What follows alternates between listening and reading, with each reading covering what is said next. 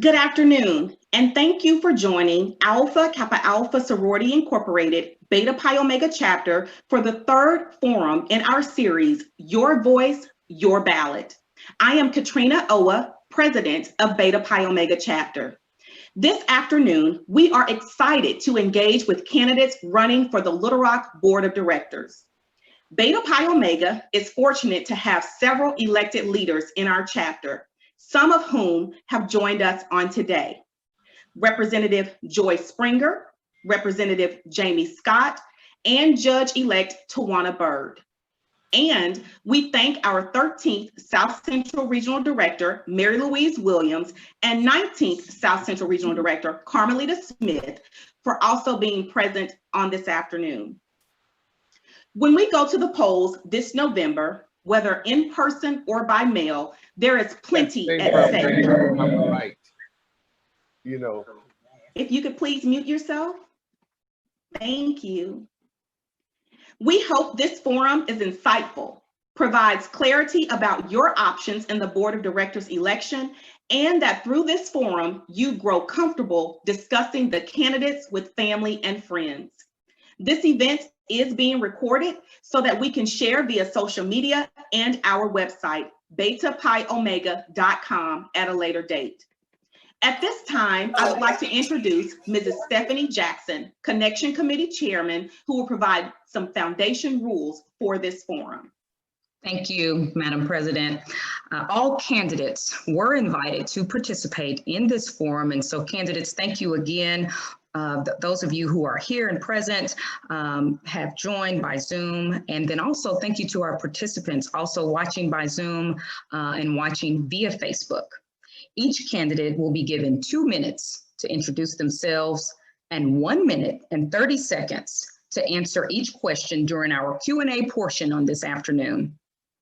We will now have each of the candidates introduce themselves by position and in the order in which they will appear on the ballot. We will start with position 8 and candidates Dean Compuris, who is the incumbent, and Mr. Russ Raykop. Director Compuris, please go ahead and introduce yourself.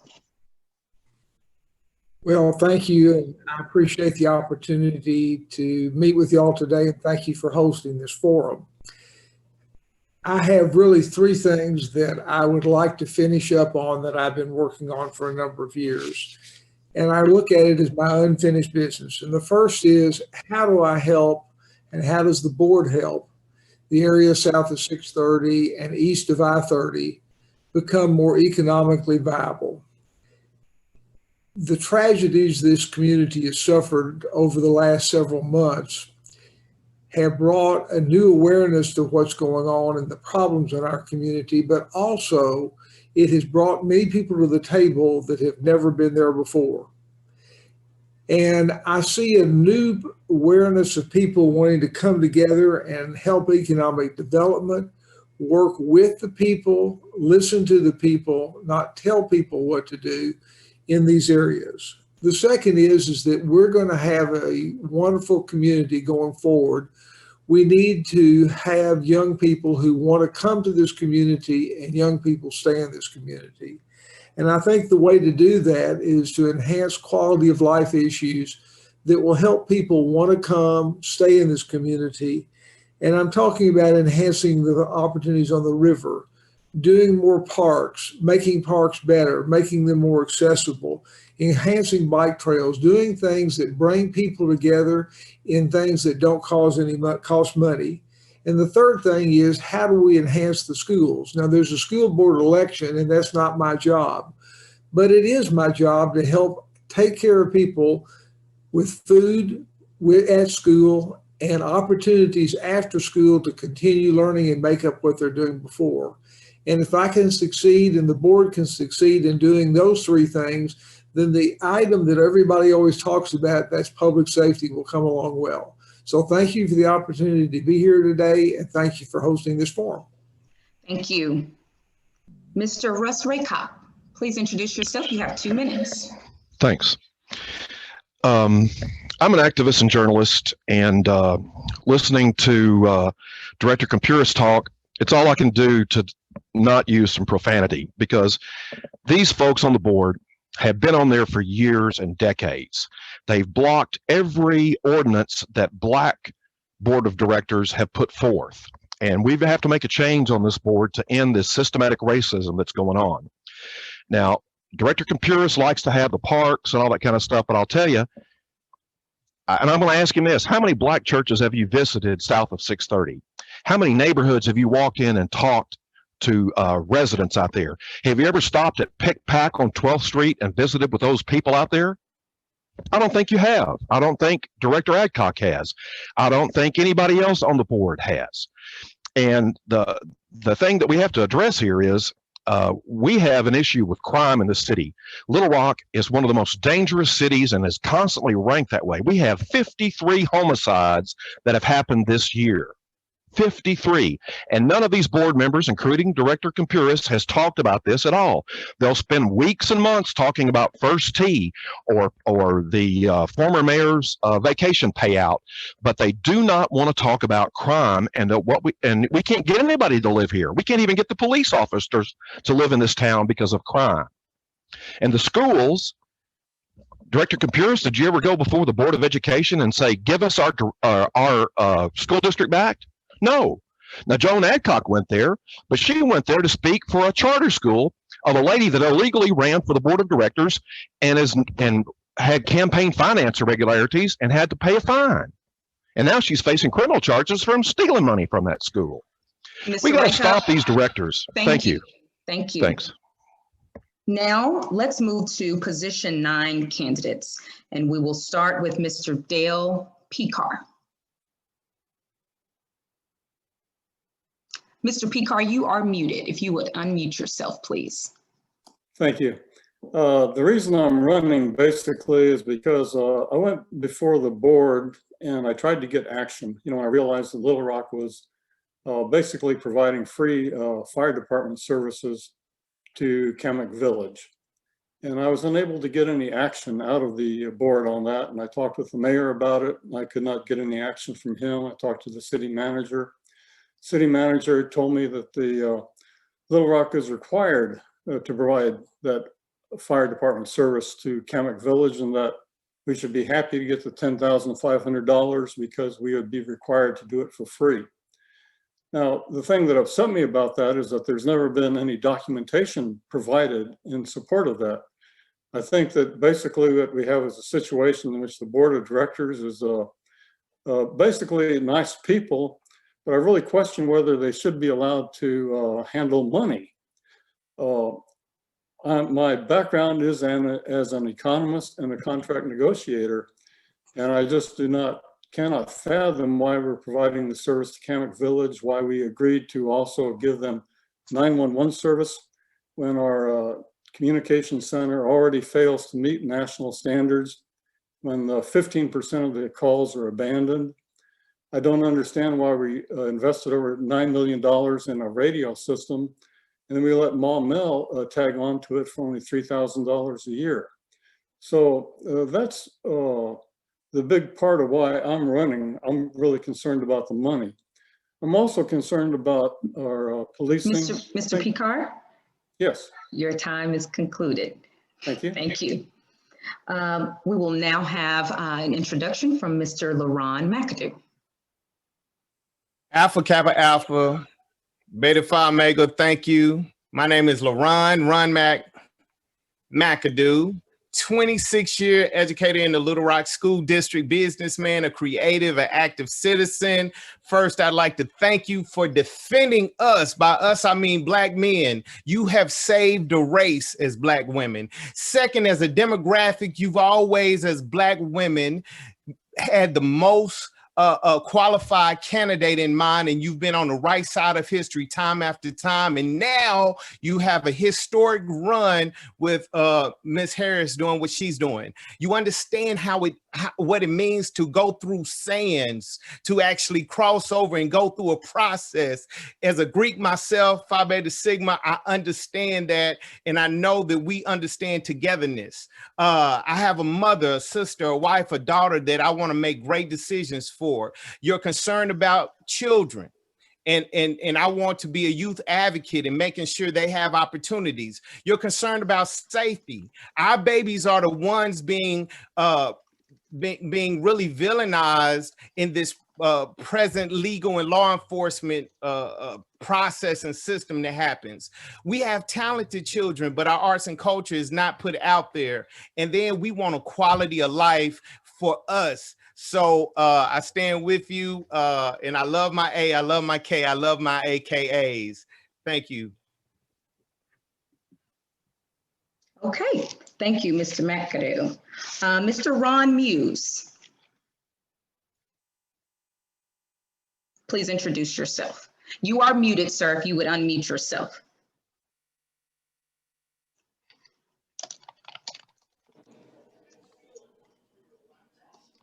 Mr. Muse. Okay, it's on now. It just took a while. Ooh, sorry about that. I have been a community leader in Forest Hills for 30 years. I have served as a planning commissioner for the city of Little Rock for 2 terms. As an interdisciplinary social scientist and educator, I can create a successful learning environment. Mr. Muse, give me just 1 second, and while we work out these details on the audio, if you are not speaking, please mute yourself. Do you have someone in the space with you, Mr. Muse, who might be also on the Zoom meeting? And if so, would you please ask them to mute themselves? Just try again, try one more time for me. Okay, now you're muted.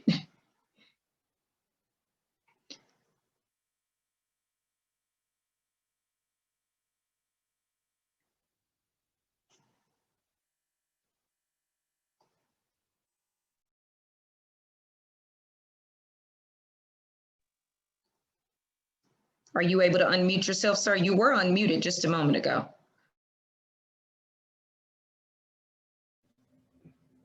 Can you hear me? Just turn this off. Just a moment.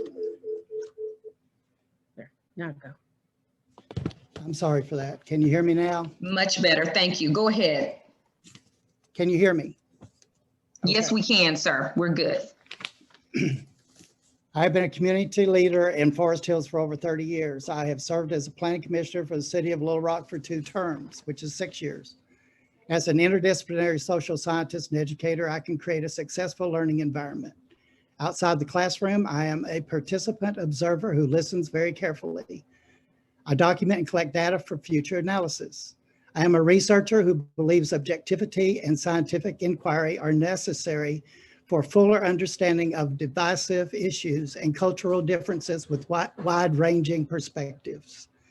I believe the more we learn about competing views, the more prepared we are to become, we will become to better understand each one's perspective. Simply opening our minds and hearts to respect views of others leads us towards sympathy with them, which is key and necessary, I believe, for making progress. Thank you so much, sir. Mr. David Allen Bubbas, please introduce yourselves. You have 2 minutes.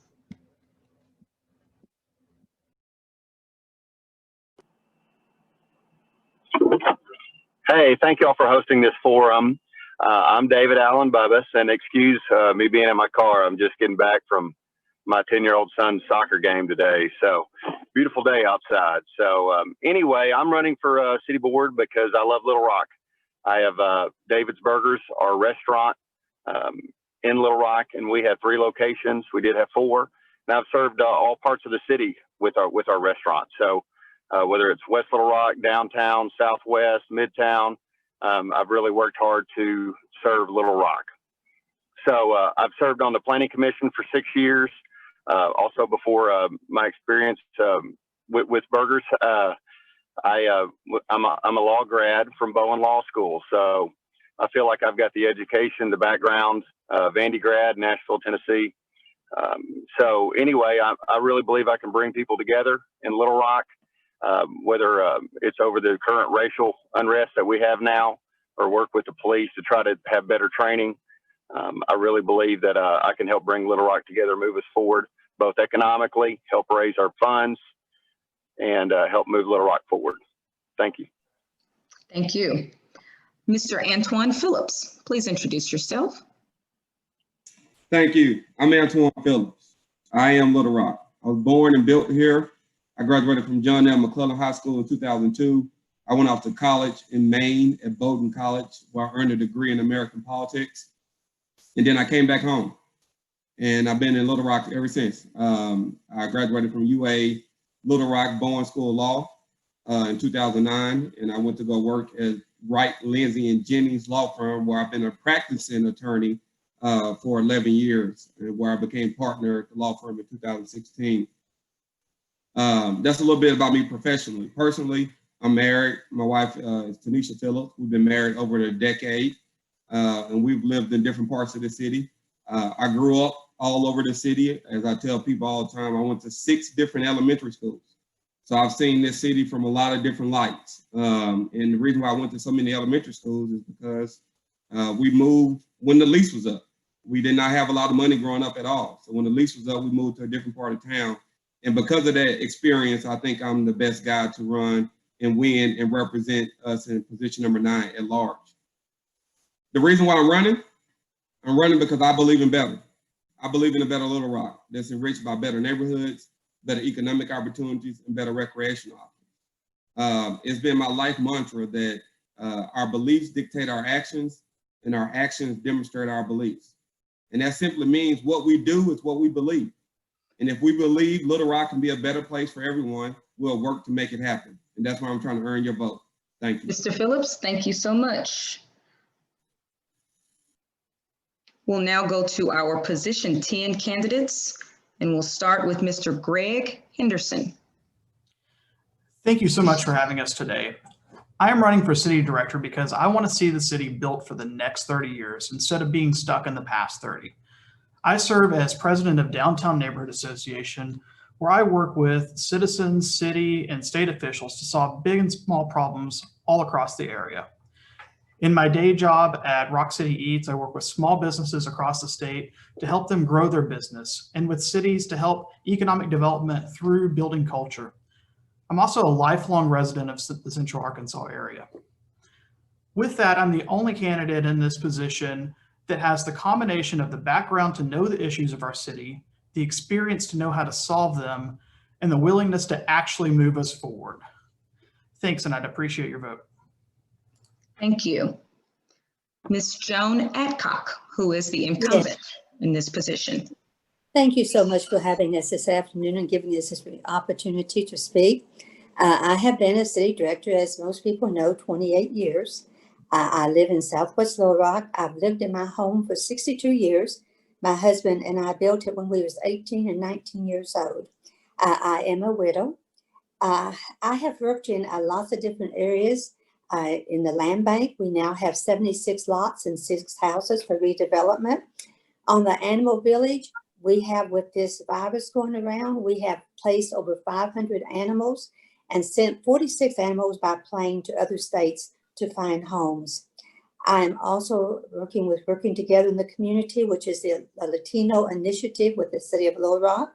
We bring people here, counselors from other countries, to help people get the documentation they need to move ahead with their lives.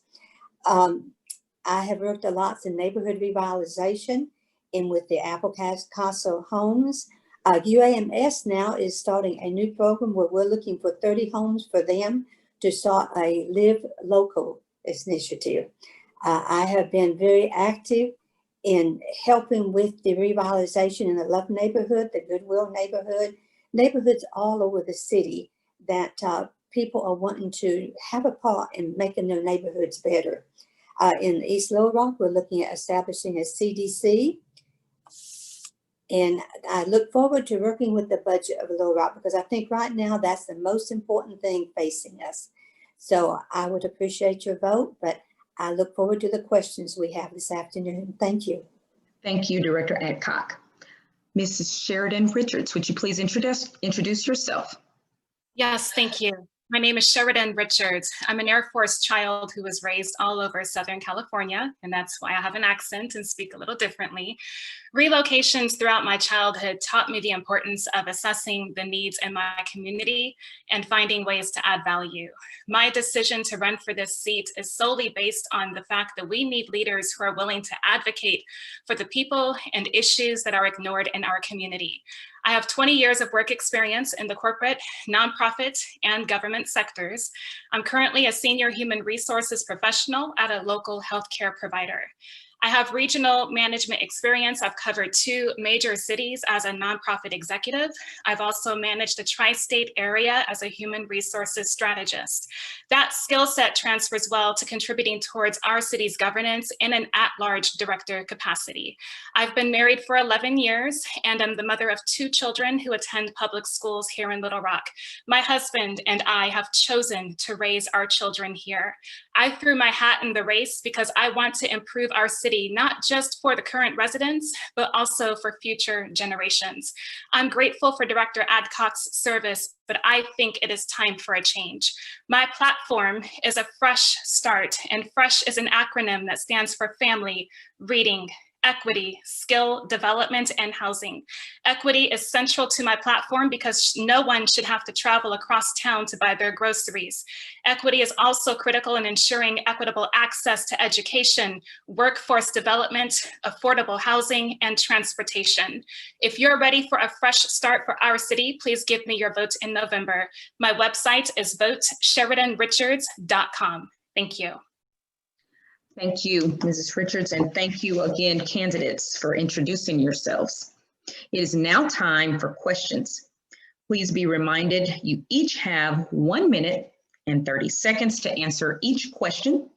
There are a lot of candidates today, and we want to ensure that each candidate receives the same amount of time to answer the questions. So candidates, we've already established how we will ask those questions.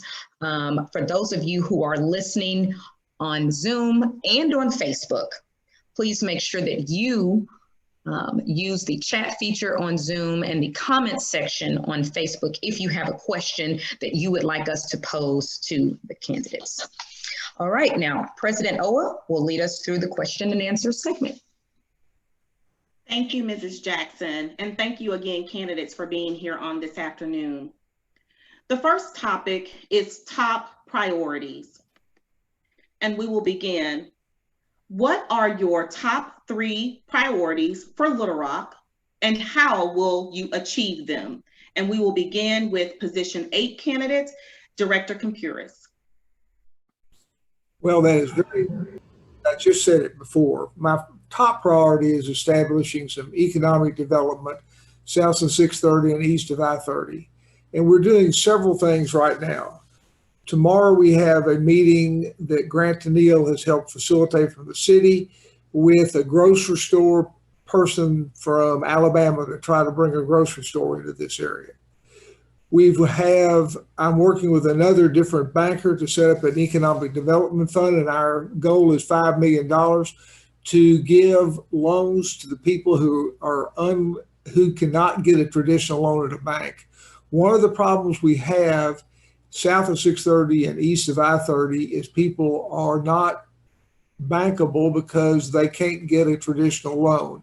And we're working on a way to take care of that area. The second thing is a quality of life issues and working to enhance our parks, which enhances public safety. And then thirdly, working with the education system to have after-school programs.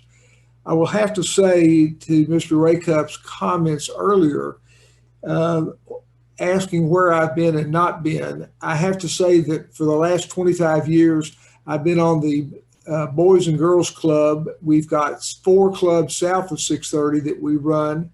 And I've run a program called the Arkansas Commitment Program, where we take talented African-American young people, help them get it started. And if you don't believe it works, look at Antoine Phillips and Charles Blake. So thank you. Thank you, Director Compuris. Okay, the same question will go to Mr. Raykup. Well, first off is being on a board, Director Compuris, is not being in the trenches. You don't have receipts and you can't show them. The three things that I think that are facing Little Rock is violent crime, mercenary police officers, and the financial condition of the city. I've already talked about in the opening about how dangerous Little Rock is. We have 53 homicides, and we have mercenary police officers. 70% of all police officers refuse to live in the city. 80% of the white officers, 80% of the white officers refuse to live here. No wonder they can't get along with people. No wonder people don't have confidence in the police department, because they don't live here. They don't support us with their taxes. They don't go to our churches. Their kids don't go to school with our kids. That has to change. We need a residency requirement. And the board has constantly voted that down since we had one in the 90s. The other thing is those mercenary cops are provided take-home cars. One comes in and leaves from Malvern every day, and we pay for the gas. They also use those cars in off-duty work. That has to stop. That's also a violation of Arkansas ethics laws. The other thing is about sources of revenue. One untapped source that we have is the parking lots around War Memorial Stadium. The city owns those, and we don't get a dime for their use. We don't get any game day rent payments or parking payment, and we don't get any fees from individuals that use it for overflow parking from UAMS and the health department. That needs to change. That needs to become a parking lot and let that come in. We also need to raise funds. Thank you. Thank you, Mr. Raycott. Thank you. The same question will now be posed to position 9 candidates. What are your top 3 priorities for Little Rock, and how will you achieve them? And we will begin with Mr. Pekar.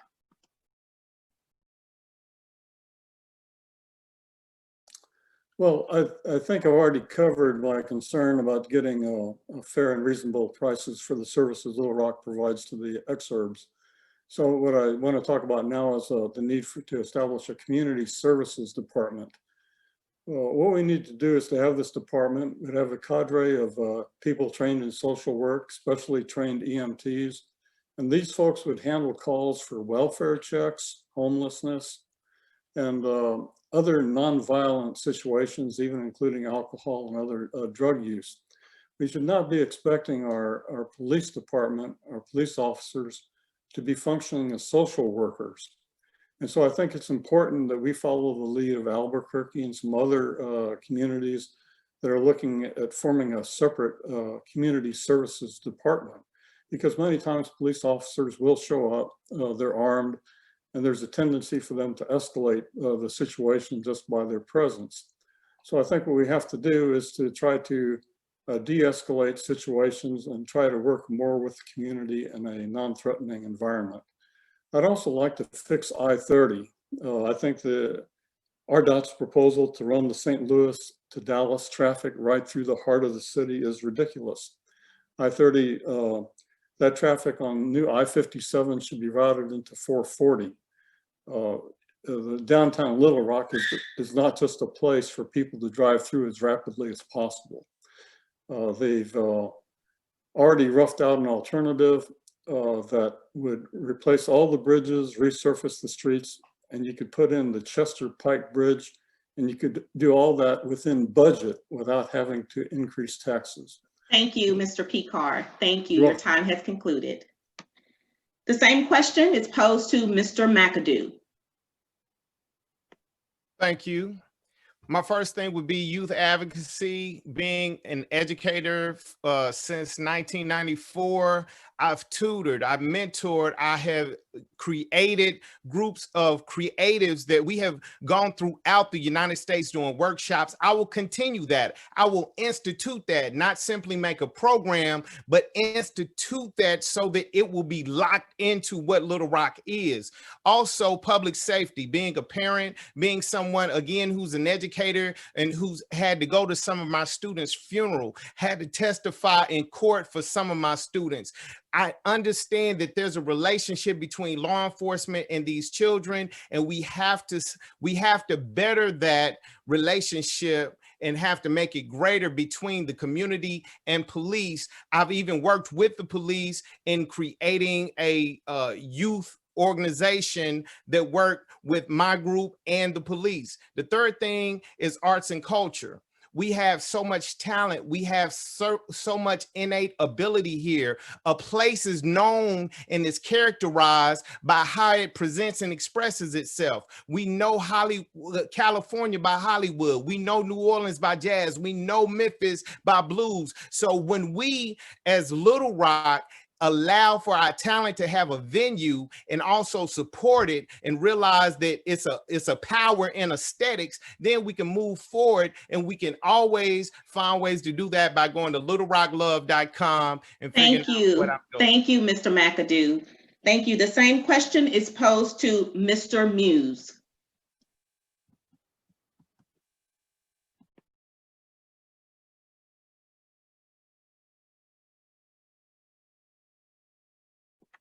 And Mr. Muse, you'll have to unmute yourself. Okay. I would first want to call town hall meetings to assess the concerns of the citizens. I would like to include the other members of the board, as well as myself, in analyzing, gathering the data and analyzing the needs of the community. I would also like to work on homelessness modeled after Community First in Austin, Texas. It's wonderful and very valuable to that area of Texas, to creating a path back to home ownership. I would also like to revamp and introduce apprenticeships for young and old alike in the allied professions of construction, in the construction fields, so that they can work with others in that field to renovate structures that need them, especially south of 630, and build affordable housing on vacant lots in those areas, while making good wages. They're learning a craft so that they can make good wages. I would also like to restore the Lee School and give it a different name that the community comes up with for use by our many talented youth south of 630. Thank you, Mr. Muse. Thank you. The same question posed to Mr. Bubbas.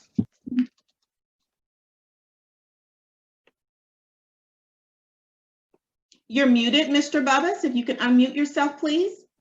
Oh, thank you. Thank you. I think it's just a tragedy what has gone on. And I think the outrage is far too low as far as from our ability to really be empathetic.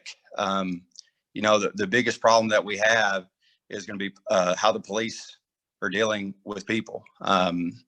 And, you know, it's not enough to not be a racist. I think we've got to come out stronger, especially in our white community, against racism or against brutality. You know, it's not enough just to teach my kids not to lie. It's for them not to lie, but they've got to be against lying. You know, we've got to be more proactive in what we're against. So, and I think, you know, just understanding that and how we deal with it and being empathetic and sympathetic, that, you know, when you see a police officer have his knee on a black man's neck, that the thought that goes through your mind as a black person is that this could be a friend, this could be a relative, my brother, you know, my father, you know, those kind of thoughts. And I think we've got to be more empathetic as a people. At the same time, Little Rock has to be safe. We've got to make sure Little Rock is safe. We've got to be able to support our police and make them better. If you have a problem area, you don't take away funding. And that's something that we really need to get people nailed down on, is what are you going to do with the police? Are you going to take funding away? Or are you going to make them live in Little Rock? My stance is we've got to get the best police officers. I don't care where they live, but I'd like for everyone to really answer that question with the police, because that's by far the biggest issue that we've got going forward is racial division in Little Rock, how to bring people together. Thank you, Mr. Bubbas. Thank you. Thank you. The same question posed to Mr. Phillips. Thank you. My understanding of the question is, what are our top 3 priorities? The top 3 priorities for the city of Little Rock, and the reason why it's the top 3 priorities for our campaign It's creating better neighborhoods, better economic opportunities, and better recreation options. Those are three large buckets where I think so many things fall into them. When you're thinking about better neighborhoods, obviously you're talking about safe neighborhoods. We need to have a sustained police force to prevent citizen-on-citizen violence, but we also need to have a reformed and retrained police force to prevent cop-on-citizen violence. Better neighborhoods also mean more residential development throughout our city other than in West Little Rock. We must have new rooftops in other part of town to ensure that people don't leave our city to go to the suburbs just because there's a new homes available there that are not available here.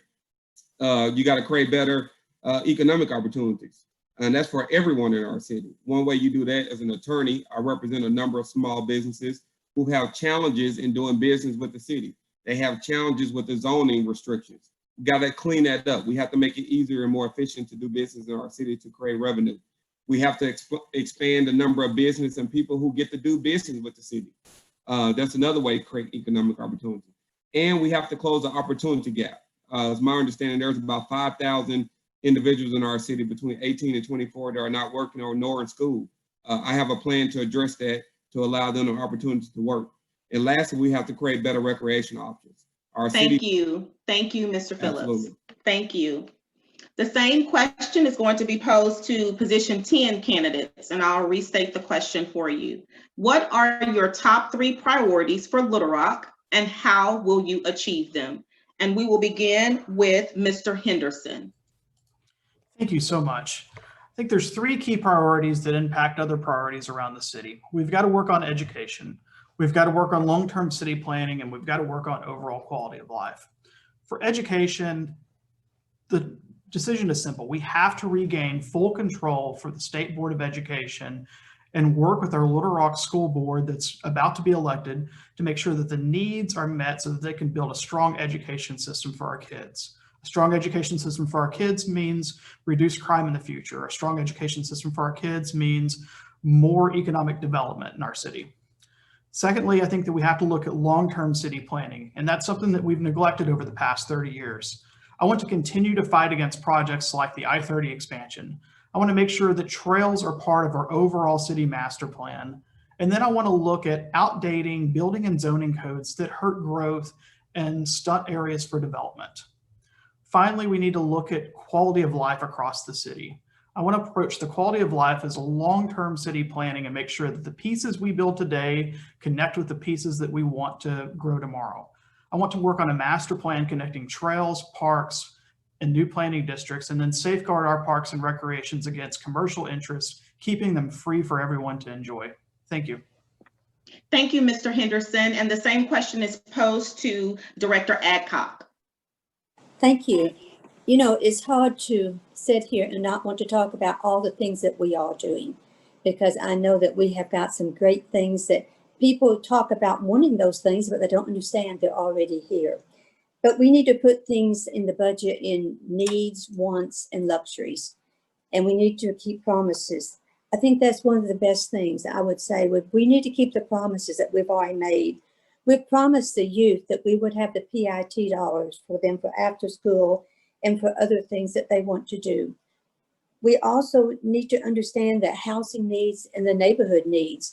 You know, we have 199 neighborhood associations, and we need to understand what the needs are in all of those neighborhoods and how we're going to address them.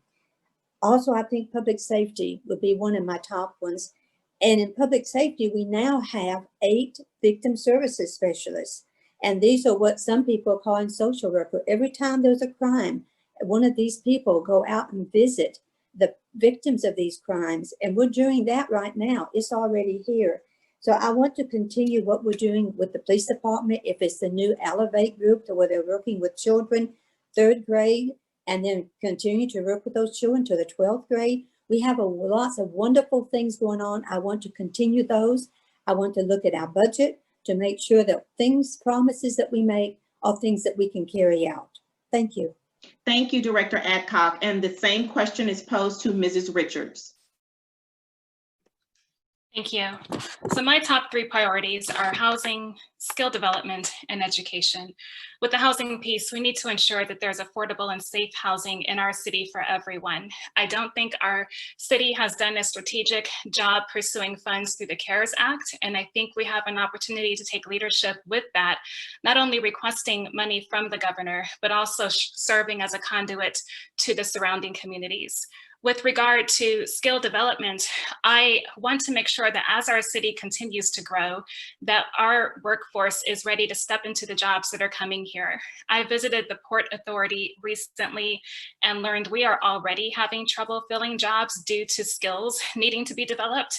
And with our city already posed for growth over the next 2 to 5 years, I see that problem only growing. And so I want to create a proactive solution workforce development programs so that our workforce is ready to step into these new opportunities. The talent is already here, it just needs the opportunity. The third piece is education, because 60% of our 3rd graders are not reading at grade level. That's a problem. I think we should be forming a partnership with our soon to be elected school board. Director Adcock mentioned in a previous meeting that that should not be a city director's responsibility. But as a mom with 2 kids in public schools, I have a problem with that. I think we need to be thinking about our children and thinking creatively and collaboratively on solutions. Thank you. Thank you, Mrs. Richards. And just as a reminder to all of the candidates, each candidate will have 1 minute and 30 seconds to answer each question. So we are now moving into our second topic, education. And for this set of questions, we are going to begin with those candidates in position 9. The question is, how can the City of Little Rock work more closely with Little Rock School District to ensure students are staying engaged, especially in the pandemic? How can the City of Little Rock work more closely with Little Rock School District to ensure students are staying engaged, especially in the pandemic? And we are going to begin with position 9 candidates, Mr. Pekar. Well, as I've mentioned before in other forums, my idea here is to follow the lead of other cities like Kalamazoo, who have formed alliances with the private sector to provide scholarships for those students who graduate from the Little Rock School District. And those would be proportional depending on how many years the student has attended the Little Rock School District.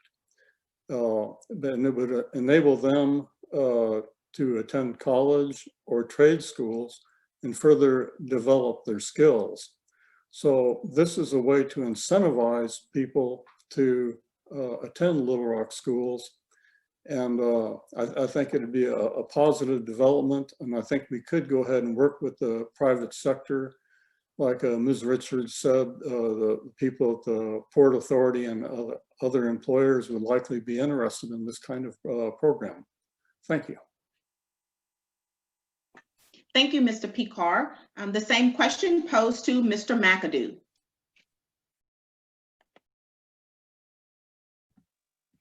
Thank you. Once again, I'm a career educator. The way that the city can help the educational system is by, first I need a mute. I'm sorry, someone can mute, please. All right, so the problems that happen in society should not be solved in the school. The city should do that.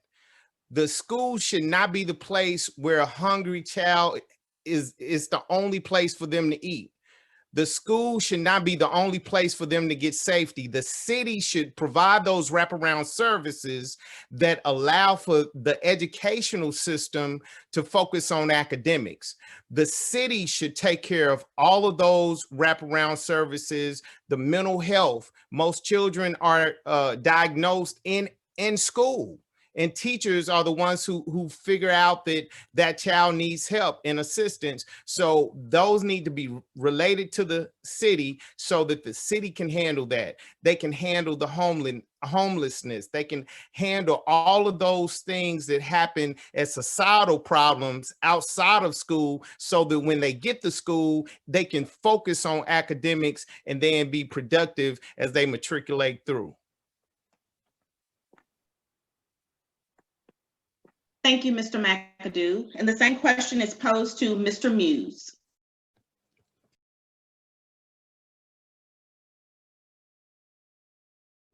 Mr. Muse, you're muted. If you could unmute yourself. Okay, I'm sorry. That's okay. Go ahead. I would like to correct an error I made earlier in my response. When I said restore the Lee School, I meant the Lee Theater. But name it something else, a name that would the community would decide. As to education and working with the Little Rock School Board, as an educator myself, I believe that the board of directors should come together with the Little Rock School District Board on a quarterly basis to have discussions, perhaps have retreats to discuss what the needs are, give reports on progress, and to offer, and for the board to offer opportunities to provide the school with the needs that we can provide to them through earmarked money in the budget for that purpose. I believe that that might take a year or two to accomplish, but I think that's the direction we should take, to have money set aside to participate in providing those monetary needs for purchases that are required by the school that the school does not have in their budget. Thank you, Mr. Muse. And the same question is posed to Mr. Bubbis. Thank you. You know, for me, this goes right back into what I was going to make as my third point on the last question, which is it's about race and dealing with racial issues with our city. If we're going to move our education system forward, we have to be able to move our ability to deal with race and the question of race forward. And I think that's fundamental in asking ourselves, how are we going to deal with the police? And I'd really like to hear the other candidates' position on the police and how to deal with the police. Are they wanting to defund the police? Are they wanting to cut the budget? Or are they wanting to limit where they can work? I think all of these issues goes back to how are we going to handle this? Are we going to be racially divided or not? So I'd like to get their answers to those questions and how we move our city forward in regards to race. Thank you. Thank you, Mr. Bubbis. And the same question posed to Mr. Phillips. My understanding of the question is, what can the city board do to help students be more engaged, especially during the pandemic? Yes. The first thing, and to answer that question, the first thing we can do, is my understanding, the city has hired a chief education officer, Jay Barr. I think the city, through the housing program and through the district courts, should partner with the teachers. There should be an alliance headed by the chief education officer with the teachers, housing programs, and the district courts to make sure our students engage, to account for truancy, which is different than what it used to be with so much virtual learning. So I think you get those people in a virtual room to discuss how to make these things happen. As it relates to other education issues, I think I was the first one in this race to announce the support of a Little Rock Promise Scholarship. I'm a big supporter of that idea of rewarding our students for staying in public school in our city. And it relates to other education issues. I think we need to expand pre-K. I think the city has a role to play in education for everyone, no matter what age you are. And I think it starts at an early age by expanding pre-K through the city board. Thank you. Thank you, Mr. Phillips. And I will state the question again for position 10 candidates. And it is, how can the city of Little Rock work more closely with Little Rock School District to ensure students are staying engaged, especially in the pandemic? And we will begin with Mr. Henderson. Thank you. COVID has highlighted the fact that education across the city is not equal for all students. Students are having to choose between being safe and being present, even though this is an easier choice for students in wealthier neighborhoods. So we have to make sure that there are the resources and services to allow students to have a higher level of equitable education by providing things like safe learning locations, resources such as high-speed internet, and support for parents who want to send their kids to school or virtually. Finally, we also have to continue to fight for a strong school board that has the trust of the teachers and make sure that they have the support they need to provide the very best education. From a city director standpoint, that means listening to our school board, advocating for their rights, and working every day to make sure that our students are actually taken into account whenever we make decisions. Thanks.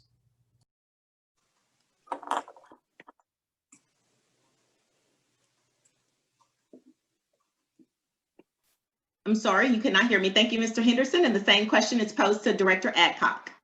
Yes. Several months ago, the city board had to make some adjustments to our budget. And this was necessary because of the virus that we're having. But the problem was that we took all the funding from all the after-school programs, from all the summer programs, from the Boys and Girls Clubs. And what happened was that then young people didn't have a place to go. We have no after-school programs now. Cloverdale has always had 100+ kids that came from Cloverdale every day for tutoring. These are not available. A lot of the library things are not available for our young people. I think that the first thing we need to do is to open up our back-to-school programs, after-school programs, so that young people have a place to go. And then we can start identifying who's missing from our programs. I have a family in Wakefield. Those 5 children, they just moved into Wakefield 2 months ago. None of the children are in school. They're running the neighborhoods. So we need to find these young people that are in our neighborhoods, running around during the daytime, and talk to them. We have COP officers. We have these victims service advocates and everything. We have neighborhood resource centers. We should be able to have enough people come together that says, let's go looking for these young people, not to punish them, but to say, hey, let's let you go to school. If you have problems, come and talk to us. Let us know what the problems are. Some of it is there's nothing in the home, no internet for them to have. So instead of punishing the kids, let's bring them together with us and say, what's the problem? Thank you, Director Adcock. And I'm asking the same question to Mrs. Richards. Thank you. For me, it starts with equity. We need to conduct a needs assessment to determine where additional resources are most needed by our city. I also want to see the city partner with local organizations to help step into the gap. For example, Little Rock School District has 10,000 suspensions a year. Tendaji Community Development Corporation provides a suspension program so that these students have a place to go. That's an example of partnerships we could set up throughout the city so that regardless of the zip code our children live in, there are services to help support them. As I mentioned earlier, I would love to see our city board form a new partnership with our soon to be elected school board. And I think through that partnership, it's important for us to model unity and brainstorm creative solutions together. There's a diversity of candidates in the city board races and the school board races, and I'm convinced that that diversity of experience, of education, will lend to a pretty creative brainstorming session on collaborative solutions. I think we need to capitalize on that as we build solutions together, not being afraid to think outside the box or try things that haven't been done before, but to be willing to go into uncharted waters together. So my response is we need to work together collaboratively and creatively. Thank you. Thank you, Mrs. Richards. And asking the same question to those candidates running for position 8. How can the city of Little Rock work more closely with Little Rock School District to ensure students are staying engaged, especially in the pandemic? We'll begin with Director Campuris. Great question. There are multiple things that we have done, are doing, and need to do. Right now, we have taken a large amount of our PIT money under the care of Jay Barth, and we have gone to 4 schools south of 630 to set up an after-school program. We need to help people after school get their lessons done, make up for remedial problems, and work on those areas. We have to start addressing a school situation where we take care of kids at a younger age so that they get the education they need and their parents can work. We need to form partnerships like the one we're doing right now with the Ford NGL program, where we're working with all of the school districts in Central Arkansas to bring in a program that Ms. Richards is talking about, where we're training people to do the jobs that need to be done today. And that's coming in right now. It's already being done. So basically, then we have situations like what Doris Wright has done at her community center with after-school programs. It couldn't be done because of the pandemic, so the city got her 100 computers so she could do her situation. So it's a partnership between the school board, the city board, and the city as a whole. So thank you. Thank you, Director Compuris. And Mr. Raycop. Well, first off is let's not be bamboozled. The school board elections, that's not going to be a real school board. They're not going to have total authority to hire a fire superintendent. Johnny Key runs the school board. He's unqualified, just like Jay Barth is unqualified to be an education person. He has no degree in education. He's a college professor. Anybody with a degree can be a college professor. That doesn't make you an elementary school teacher working with kids. Secondly, that's not Doris Wright's community center, Director Compuris. I live in Ward 6. That's the city's community center, and it's not Doris Wright's. As much as she wants it to be, it's our community center, and it's disingenuous for y'all to keep calling it hers. Now, those community centers, we need to be using those. They're all over the city. They all have Wi-Fi. Students can be using that. We've got Rock Region that can partner with the city and the district to provide transportation for children, because a lot of these kids, they may have a computer, they may have a netbook, but they don't have internet access. And Xfinity provides low cost service, but it's still something someone has to pay for, and you have to pay for installation. We really need and we've talked about this before, we really need a citywide Wi-Fi system so that anybody can, in any home in the city can have access to the internet. And I'd like to tell the Burger Man, this is not your forum. This is AKA's forum, and quit trying to co-opt it with these questions about the police department. We need to defund the police department. In fact, we need to disband the Little Rock Police Department and form a Metropolitan Police Department under the leadership of Sheriff Higgins. Thank you. Thank you. Thank you, Mr. Raycop. We are now moving on to the next topic, which will be public safety.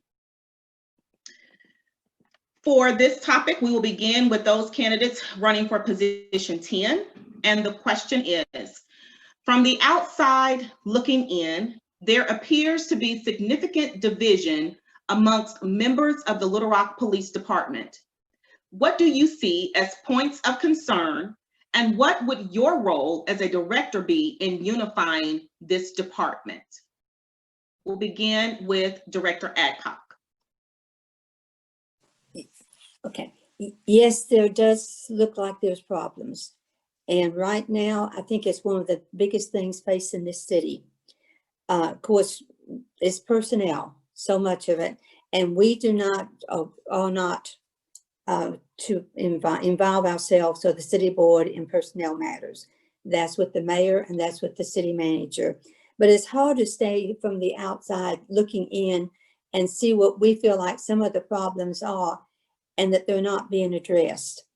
I would hope that we would be very quickly in the lawsuits that are going back and forth from one side to the other side of getting them in court, getting them out of court so we can move on. I don't think it shows a good example for our citizens or for the city whenever we have so much turmoil going on in that department. I know people from the outside looking in, and you use the phrase outside looking in, and they're looking in and they think that we're probably the most dangerous city, but those of us in the city, I don't think that we see it as the most dangerous. Yes, we have problems and everything, but I think we are addressing those problems. I think that under the mayor's leadership and everything, that some of those problems will be taken care of. Now, there is, with the National League of Cities, there is a new engagement called REAL, R-E-A-L. It talks about race, equity, and leadership. And the mayor and the city manager has talked to this program and is going to bring it to our city. And maybe sometimes it's going to take some people from the outside that's looking in to help us look at what the problems are and what the solutions are going to be. Thank you, Director Adcock. Thank you. And let me apologize because that question, the first person from position 10 candidates should have been Mr. Henderson. So Mr. Henderson, I apologize for not following that order. And so if you don't mind, if you would answer the question to that at this time. Yes, thank you. I think we have to mediate the division between the two sides. I think both sides have strong points against each other, and we need to look at that together and bring the two sides together. The continued division between the two will only hurt the city long term. But I think this all underscores that we have to build a long-term strategy on public safety that all police support.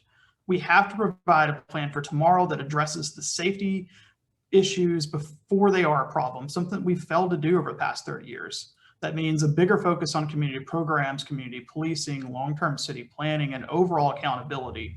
If we can focus on overall accountability, which is very clear there, I think that we can address some of these issues before they ever become issues within the police department and some of these internal divisions. Thank you. Thank you, Mr. Henderson. And the same question posed to Mrs. Richards. Thank you. What many people don't know is my career, my very first job straight out of high school was in law enforcement for the city of Los Angeles. And I mention that because I've learned over the years how important it is to be unified when you are serving on a police force. And I'm embarrassed at how public the discord has been through our media.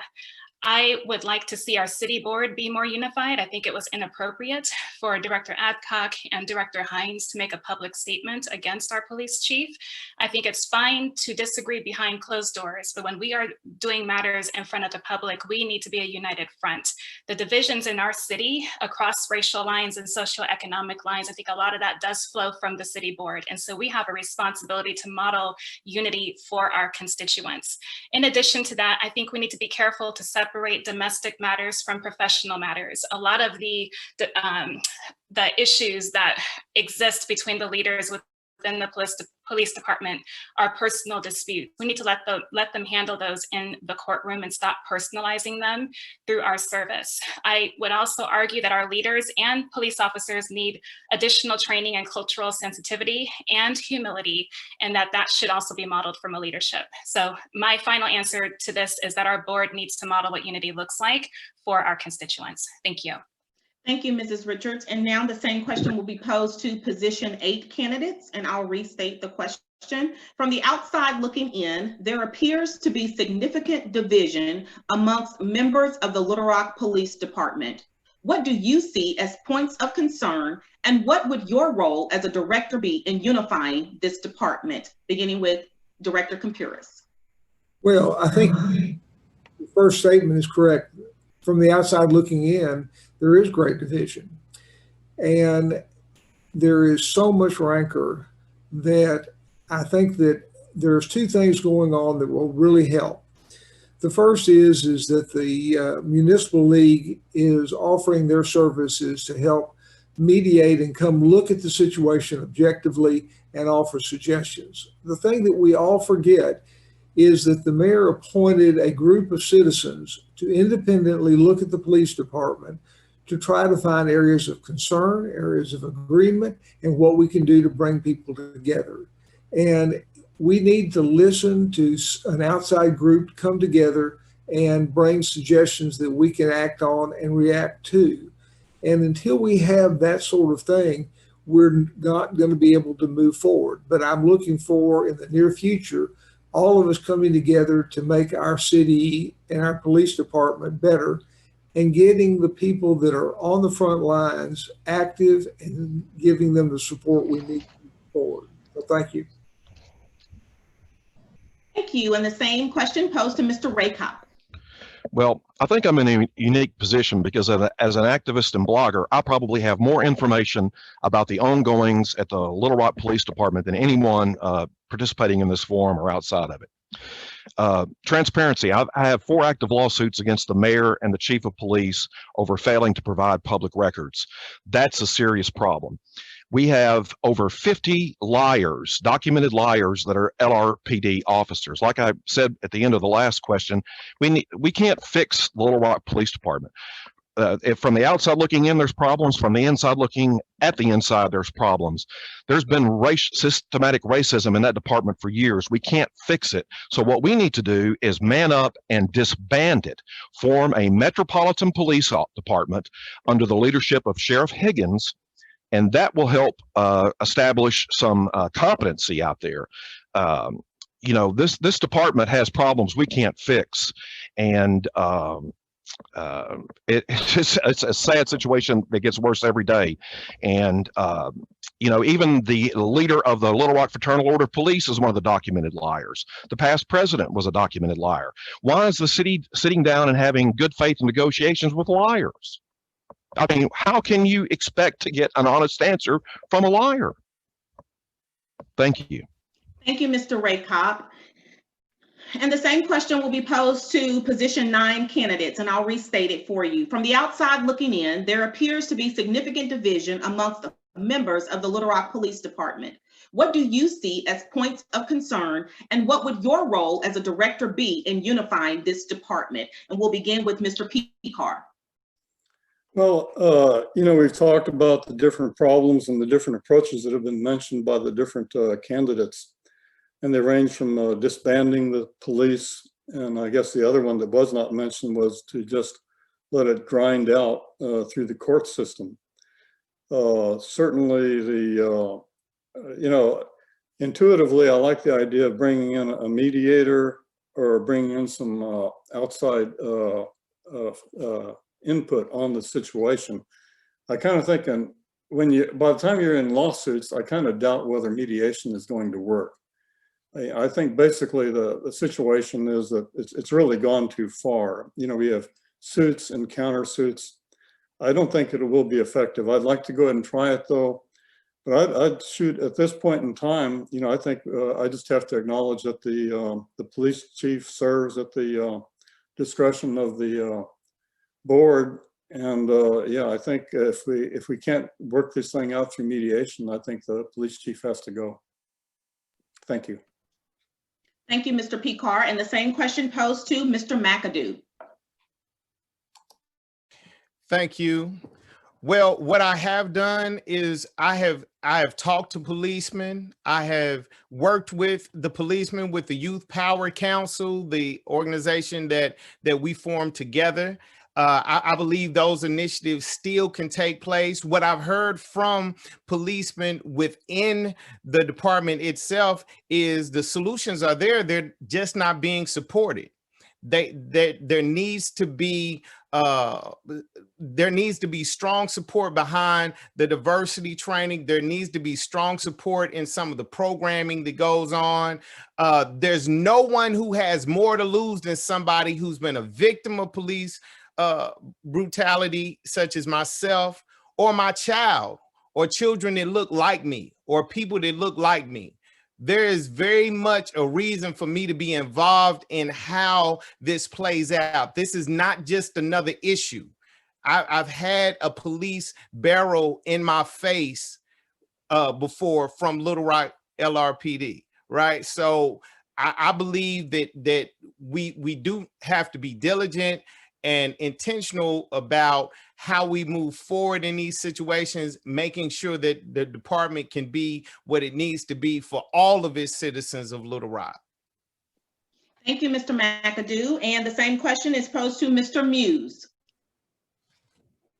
Thank you. As an outsider looking in, certainly I don't know for myself what is going on. All we hear about is what is in the media or talked about briefly by others outside. But as I have said before, we need to remain objective. I am a researcher who believes in objectivity. I believe that it's up to the courts to address these lawsuits. I believe that we do need to do something in the interim to raise morale. And I believe that the best way to do that is to get back on the streets, what we used to call beat cops. I don't know if most of you are old enough to remember having beat cops, but they actually walk around in the neighborhoods, or in some cases now on bicycles, so that their presence is made known. They get to know people in the community, so if something comes up, they can deal with them directly. I believe that we should have more police living in the neighborhoods as well. The chief has a lot of baggage around him, but I'm not going to presume to know all the details of all of the lawsuits. The mayor has suggested that the directors do not speak about this outside because it is in the court system at this time. And I believe that's where the decisions need to be made. But in the interim, we can do positive things for the community to make progress. Thank you, Mr. Muse. And the same question is posed to Mr. Phillips. I'm sorry, Mr. Bubbas. I'm sorry, Mr. Phillips. I'll come back to you, Mr. Bubbas.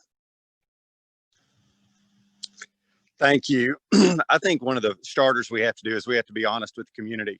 They need to know who they're voting for and what how their vote is going to count and how it's going to be applied. You know, I think what we need is the best police officers that we can get. And I'm concerned that if we force city police officers to live in Little Rock, that we may have a smaller applicant pool. And I'd like to hear, you know, where people stand so the community can know where do we stand on having our police officers live in Little Rock. Are we going to force them to do that? Are we going to be for defunding the police? Are we going to lower the budget? What are our stances on those issues?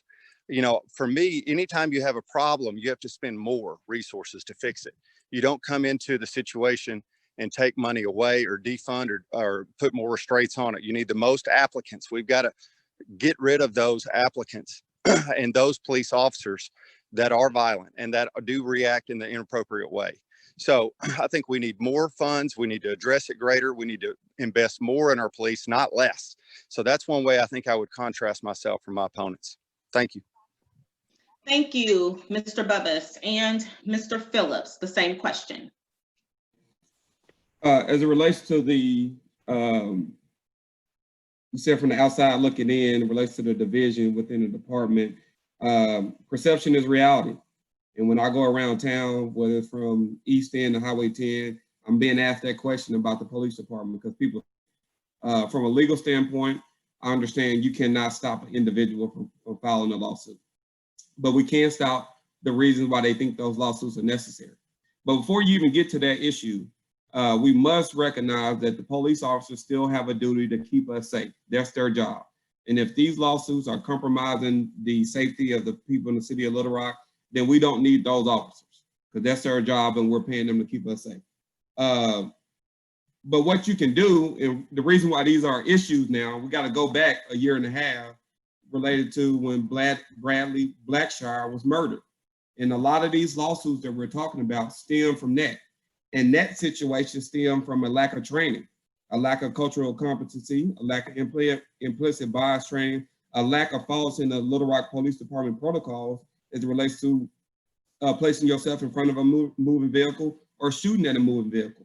So from a city board perspective, what we can do to increase morale, we can enact policy changes as it relates to the Little Rock Police Department to ensure the root cause of all these lawsuits that we're having don't happen again. And more importantly, someone in Little Rock doesn't lose their life at the hands of the Little Rock Police Department unjustly. Thank you, Mr. Phillips. Thank you. And thank you to all of our candidates who have participated in these topics of discussion. We are now going to move to our questions that have been posed through the Zoom group chat. And if you would like to answer the question, you are more than welcome to do so. Let's see, Ms. Smith, will you be coordinating this portion? I can. I absolutely can. President Owa, will you help me after I ask the question? Will you help me with the order of who speaks?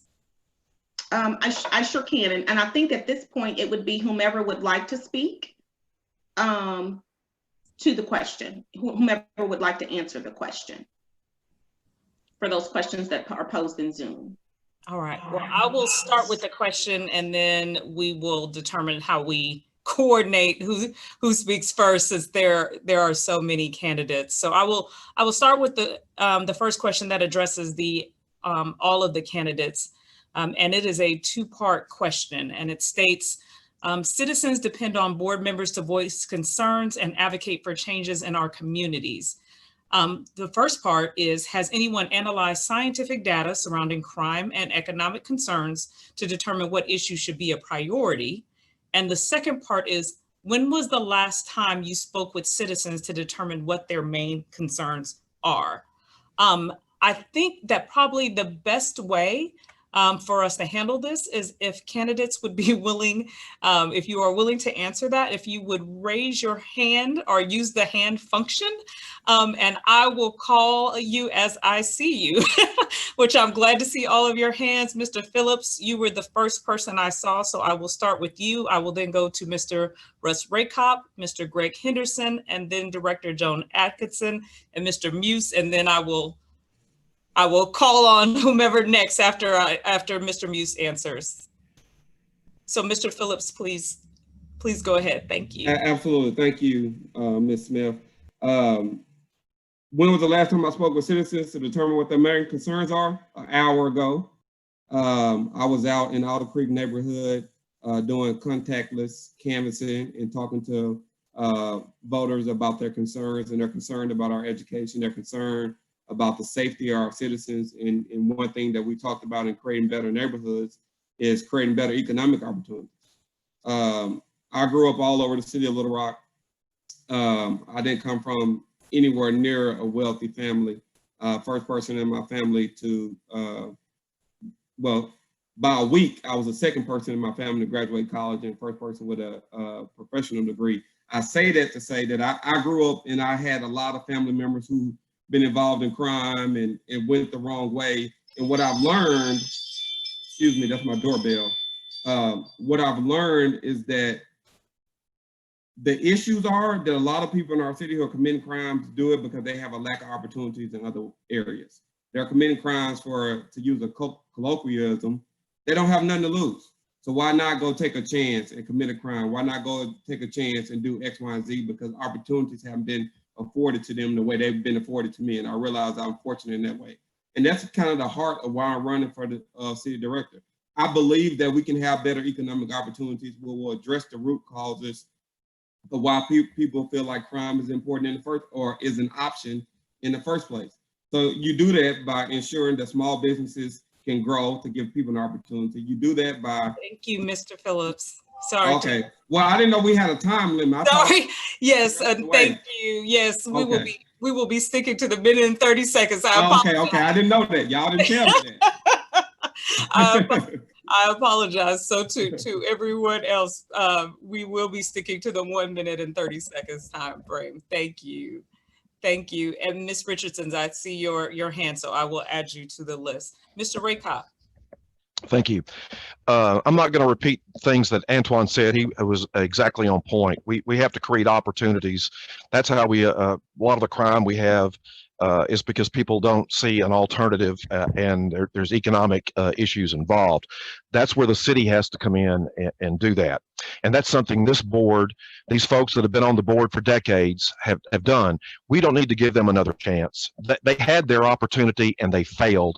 They need to get their stuff together, pack their bags and go home and let new people come on the board and deal with these issues. Now, there was a second part to that question that I don't know that that anybody's addressed yet, and I can't exactly remember what it was, but I think that's pretty much what I'd like to say about this issue. Thank you. Thank you, Mr. Raycop. I will state again, because I know it was a two-part question, so I make sure that everyone has it. The question is, one, has anyone analyzed scientific data surrounding crime and economic concerns to determine what issues should be a priority? And then secondly, when was the last time you spoke with citizens to determine what their main concerns are? So we now go to Mr. Greg Henderson, and Dean Kapuris and LaRon McAdoo, I did see both your hands. Thanks, and I'm actually going to answer these in reverse because I think it makes a little bit more sense for my statement. So when was the last time? Well, it's daily. As a neighborhood association president of one of the largest, most active neighborhoods in the city, it's something that I'm constantly having to do every day. And a lot of the reason behind that is that we have city directors who kind of refuse to listen to the other city. And so other citizens, and so they call me asking me for help all the time. So it's become a problem to where, I'm always constantly having to work with members of the city and residents of the city to help address their issues. And a lot of that comes from taking an issue by issue look at the data that shows We get monthly reports from LRPD that we can then analyze. There's a lot of data available out there that we can then analyze. And it all comes back to the fact that we have not had long-term planning over the past 30 years to make sure that we take care of these issues before they ever become a problem. It's things like focusing on communities. It's things like making sure that our youth have something to do. It's things like making sure that our streets follow a master plan so that they're safe to travel on. And that's the type of stuff that we have to look at. We have to prepare for the future, not just worry about enforcement today, but plan for the future so that we don't have to have enforcement tomorrow. Thanks. Thank you, Mr. Henderson. Ms. Joan Adcock. Okay, I'm sorry. We have two groups right now. Mayor Scott has a group that is looking at the problems with the police department.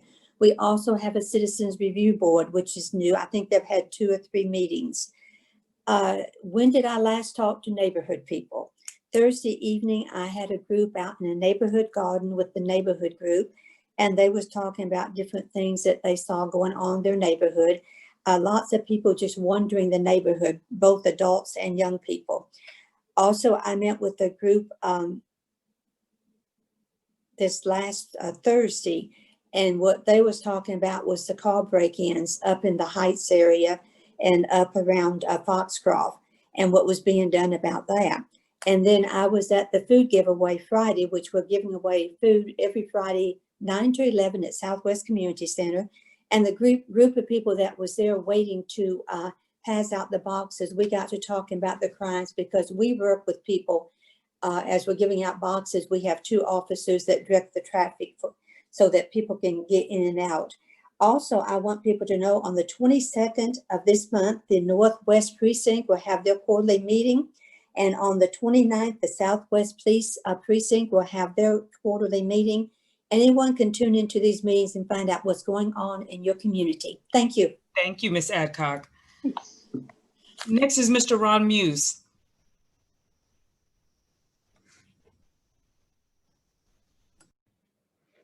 Thank you. I would like to take these in reverse as well, if I may. I am always in contact with neighbors, not only in my neighborhood, which is Forest Hills, but also other neighborhoods. I have represented several concerns of neighborhoods before the Planning Commission where that project was coming in that they did not like. And so they wanted someone to speak on their behalf. So expressing their concerns so that the Planning Commission would understand that they did not want it and hopefully vote in favor of the neighborhood, which in most cases they have. I also have established Forest Hills Next Door and Forest Hills Neighborhood page where that I get responses all the time from people all throughout the city by that connection of Next Door, but I communicate through Forest Hills. If there's a concern I feel like I can address, I do so. I am in there quite prominently if you want to go in and check how I communicate on a daily basis. As scientific work, actually I did some work myself on when the Tech Park wanted to bulldoze 325 homes in Forest Hills and put up a tech park without us knowing it. They were going to use eminent domain. So we fought that collectively with the directors at City Board to be able to win that fight, but it took 3 years of our time. And in exchange, I told the board that I felt like that we needed something in return. Thank you. Thank you. That's your time. Thank you. Next, Ms. Sheridan Richards. Thank you. Yes, so my time so far has been spent speaking with constituents, to everyday people, to experts in safety, such as our firefighters and our police officers and community development professionals, housing professionals, education professionals, to understand the different layers that come when we think of crime. And so I have not looked at the data yet because I've decided to put people first, but I will tell you, if I win this board seat, I will analyze that data by January 1st. Now, I want to think about housing because when we think of that, we need to make sure our city resources are reaching all of the zip codes equitably. When I talk with constituents, there is concern that if they live in certain parts of our neighborhood, such as Southwest Little Rock or the 12th Street corridor, that their trash is not picked up equitably, or they don't receive the same type of city resources. And they tell me that they often have to call Director Adcock to get that taken care of. And so while I value Director Adcock's service in that regard, I have to wonder at what point will we as city directors take a step back and do some analysis to determine how can we make it so that these problems no longer exist, that the resources flow where they need to go, that people are held accountable for delivering those resources. Is it a lack of accountability? Is it a lack of policy? How can we fix it from a 100,000 foot level so we're not handling it in a whack-a-mole approach? And so that is my answer. Thank you. Thank you, Ms. Richards. Next is Mr. Dean Kapouris. Thank you. Well, the second question, I spend all day long talking to people. People call me, but the most important thing is I see people all day long in my office or in the hospital, and it's amazing what they tell you when they feel safe talking to you about their personal problems. So I really get a bird's eye view of what's going on all over our community. But the important issue is, what do we do about crime and how do we take care of it? And the answer really is working together cooperatively with community centers, with the Boys Club, giving young people activities and things to do all the time. If you give people the opportunity to do something, they're not going to go out and commit a crime. And the last thing is, there's some great studies that talk about parks and what parks do for crime. If you have great parks that communities feel good about and take pride in and are out in, the crime in that neighborhood goes down.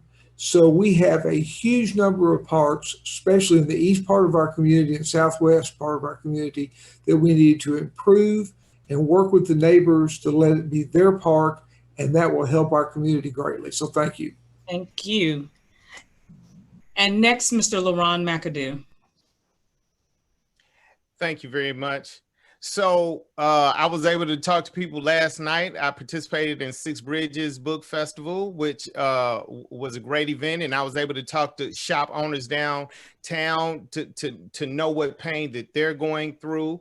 I had a student call me yesterday talking about how she suspects that she contracted COVID at school because she now has it. So you want to talk about a bird's eye view and getting a look at the community.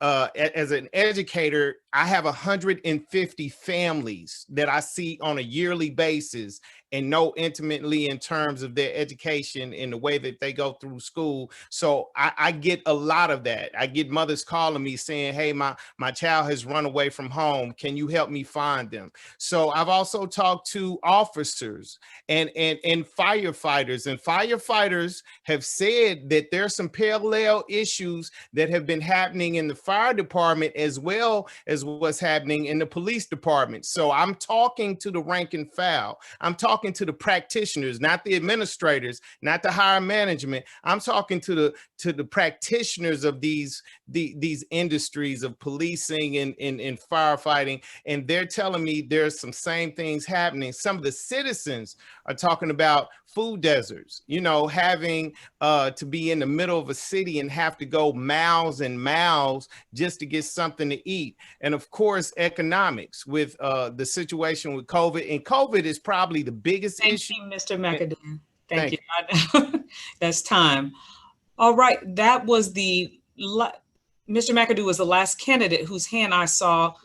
Ms. Smith, we do have two of the candidates who have their hands raised using the Zoom app. Oh, okay. And so Mr. Bubbas and Mr. Raycott both have their hands raised using the Zoom app. Okay, Mr. Raycott has already given his answer. Okay. So I will. So Mr. thank you, Mr. Picard.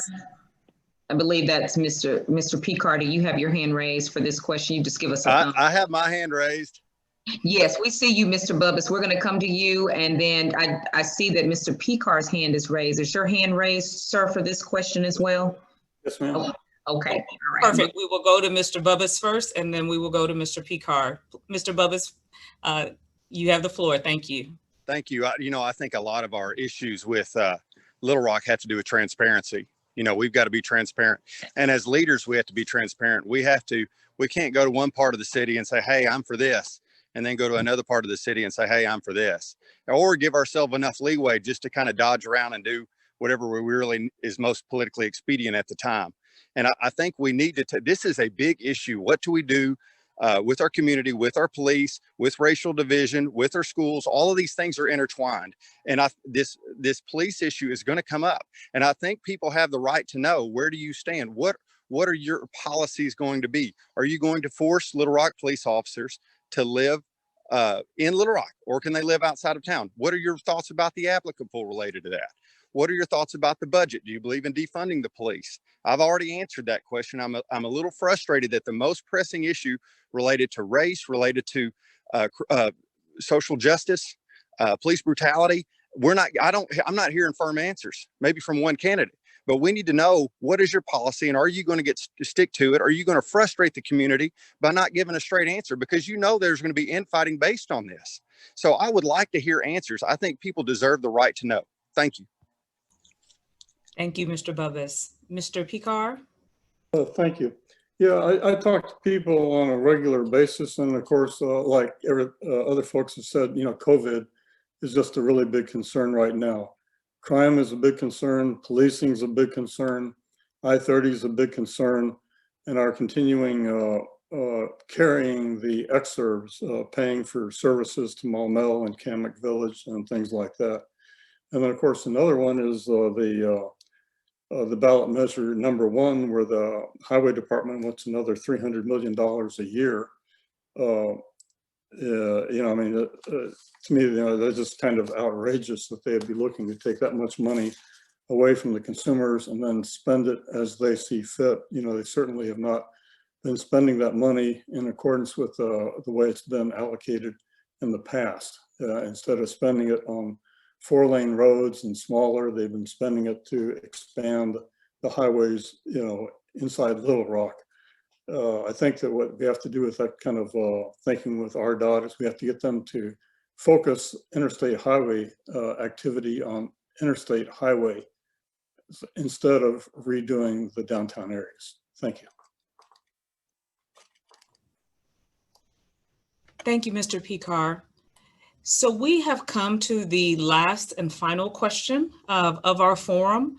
And what I am going to do is I'm just going to go in the opposite order of the way in which you answered the last questions instead of doing hands, meaning that Mr. Picard will be first.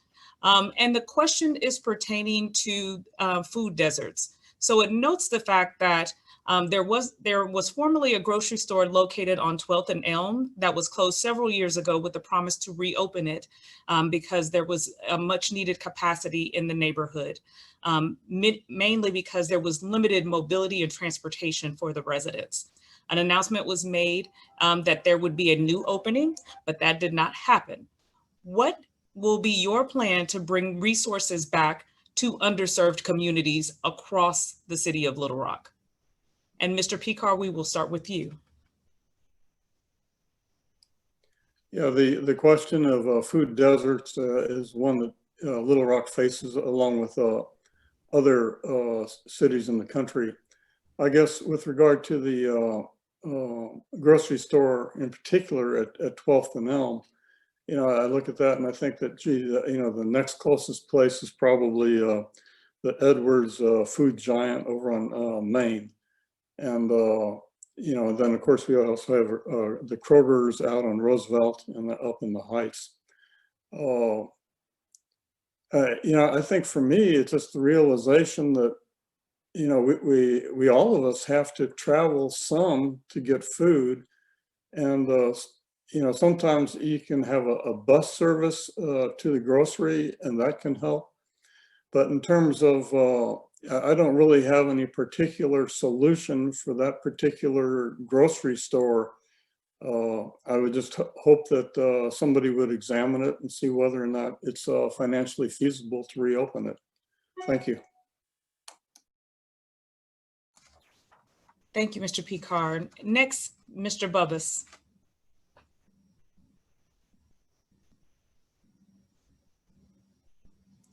Mr. Bubbas, you still with us? Okay. Sorry about that. Little technical problem there. You know, as far as economic development, I have worked hard to bring people together on the Planning Commission for 6 years, working with the homeowners association and helping to grow business. And I think that's going to be critical. As someone who understands business, they understand the city code, working through fire protection codes or whatever the issue is to help get things done. A lot of businesses don't necessarily feel welcome coming to Little Rock, and they need someone who knows how to work with people to get things done. I can't help this, but I really think our Black candidates for this position need to tell people what they plan to do with the police regarding where they're going to live, what the funding will be. I just think that's very important for people to know what the budget will be for the police moving forward as well. And I hate to keep going back to that, but I think it's got to happen that we come through this forum with an answer to those questions so that people know where people stand. Thank you. Thank you. Next, Mr. McAdoo.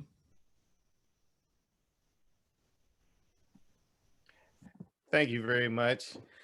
So I've talked to people actually about these food deserts. I've talked to individuals who live in College Station, because we can't just think of 12th Street as the only place, but I'm like, man, everything that goes into having to just grocery shop from College Station is painful. If you don't have transportation, if you maybe don't have the time to just run quick in or somewhere.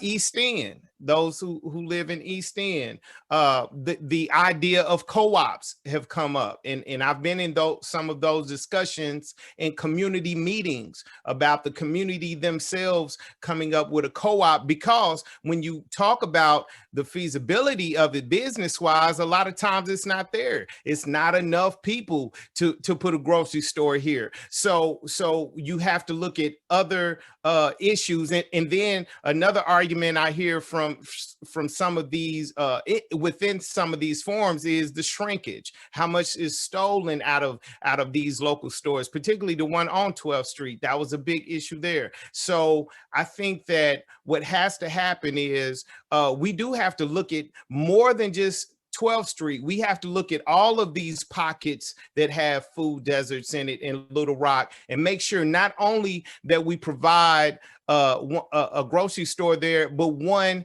that has a high standard, because there are stores in some areas, but the standard of that store is not high. That standard has to be lifted. Thank you. Appreciate that. Next, Mr. Dean Kapouris, same question. Great question. A lot of progress. Tomorrow, first of all, you have to give great credit to the mayor and Grant Tennille. They have been working on this issue for a long period of time. Tomorrow, there's a group coming in from Alabama that will be talking about the 12th Street area, about a grocery store. There has been a group of the business community that has also been working on that, and they will be facilitating this, not taking over for Grant for what he's doing, but facilitating what they're doing with Hank Kelly, Bill Rector, and Mark Savers working on this issue.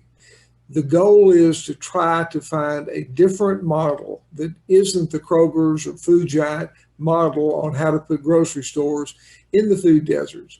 But there is a group of people a long way on this. The second thing that you have to think about is not only a food desert, but a banking desert.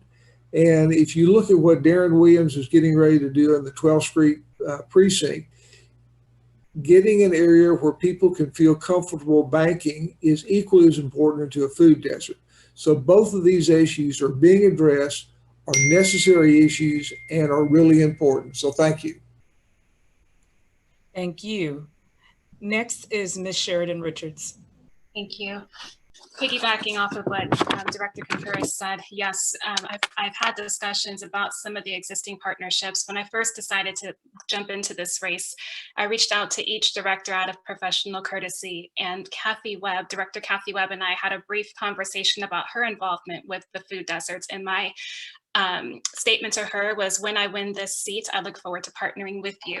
And so I want to mention that this has been a priority of mine from the beginning. It's actually part of the equity pillar of the FRESH platform, and that is central to the FRESH platform.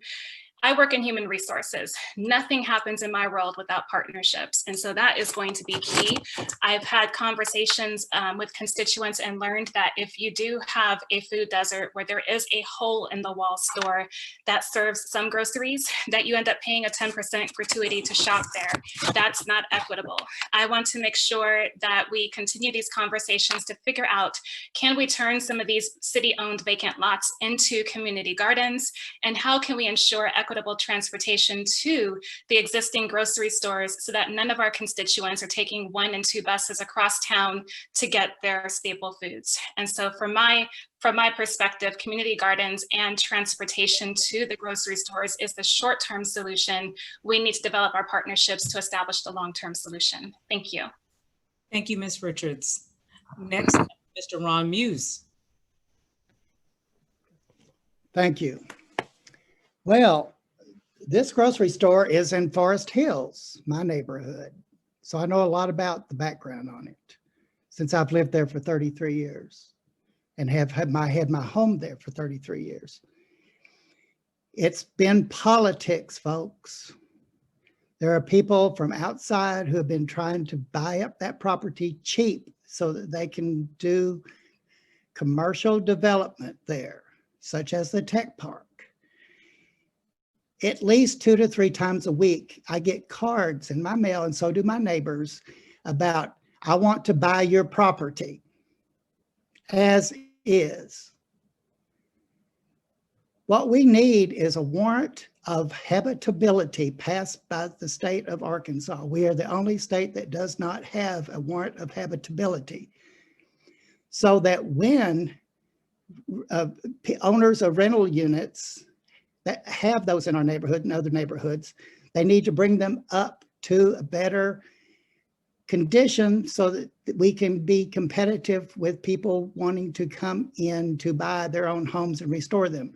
We have been determined to be an opportunity zone, and I've seen some changes. One of the changes I would like to take partial credit for is that over the last 10 years almost, Mr. 8 years, that is your I have written, please let me finish. I have written proposals from the city from the 1 cent tax, and we have are enjoying now $10 million worth of infrastructure improvements in Forest Hills. So that's a good start. Thank you, Mr. Muse. Director Joan Adcock, you are next. Yes. I know that Dr. Campiris and the other people in the real estate business has looked at this, and I am so pleased because when we knew this grocery store was closing, I went and talked to the owners and tried to work with them on making some changes that might help them stay in business. But they was determined, and I was very amused because he said it was because his daughter wanted to go in business, and yet that store has remained closed. I was in business 30 years. I had Youngland Children's Store. So I know how hard it is to work in a business in a small community and everything. But I think that's one thing that we need to do is make sure that the grocery stores, the Dollar General stores, Family Dollars have kind of taken over and have some groceries, but we still need a good grocery store in all the areas. I do want to tell Alan Bubbas that I do not believe in defunding the police. The police have 96% of what they get going to employees. If we defunded it, you're talking about laying off people. You know, I think that what we need to do is to look at, we'll take the governess. When the governess was looking at the at-large directors, one of the things they was very inquisitive about was, where did the at-large directors live? And I've noticed that we have not been told where some of the at-large directors live. And maybe we will come up with 6 or 7 of the at-large directors living in one part of town, which I've lived in Southwest Little Rock 62 years. I served the whole city of Little Rock, but I can tell you, I know more about what goes in Southwest than other parts of town. Thank you. Thank you, Ms. Adcock. That's your time. Next, Mr. Greg Henderson.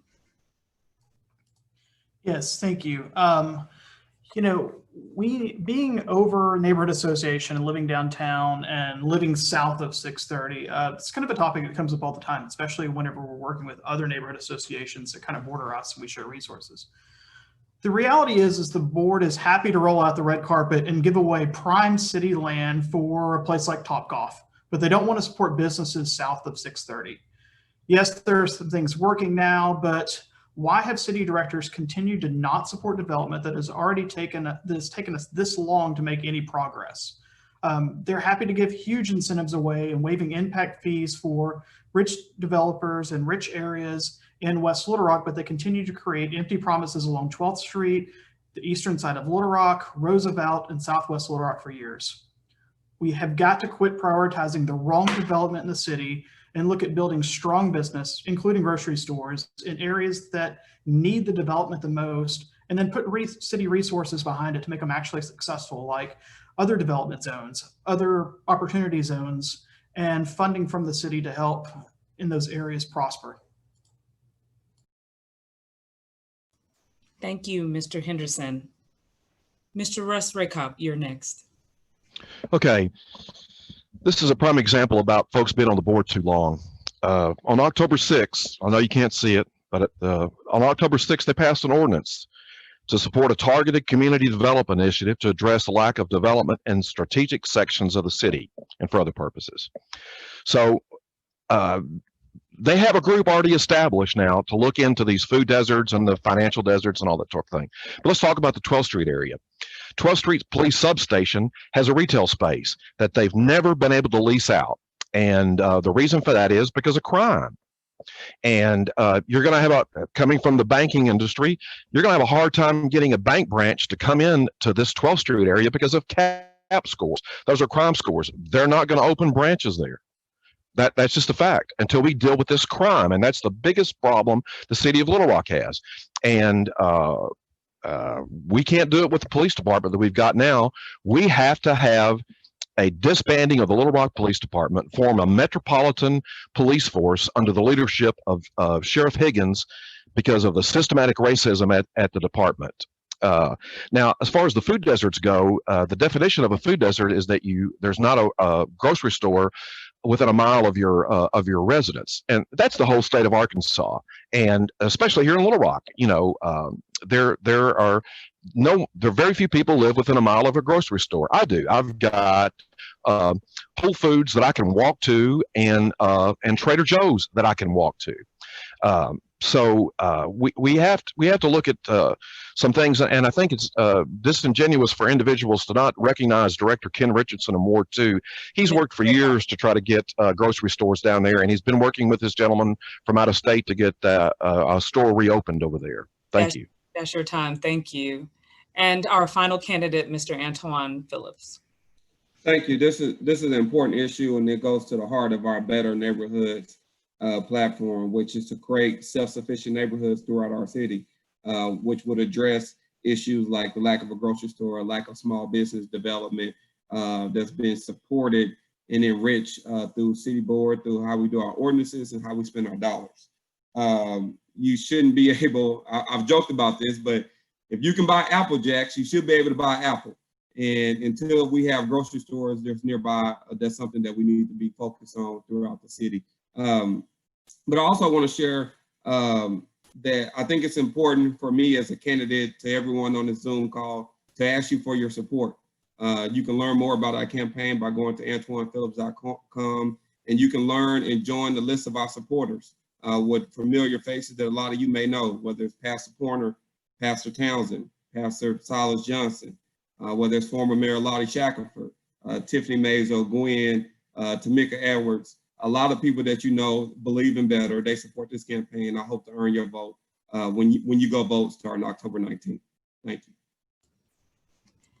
Thank you, Mr. Phillips. And that is our final question. I know that we received more questions via the Zoom chat, and we are sorry that we could not get to everyone due to limited time. But we thank you for your participation. And with that, I will turn it back over to our Connection Chairman, Ms. Stephanie Jackson. Thank you, Ms. Smith. And to our candidates who have joined us this afternoon, Thank you so very much for your time and attention to these very important matters.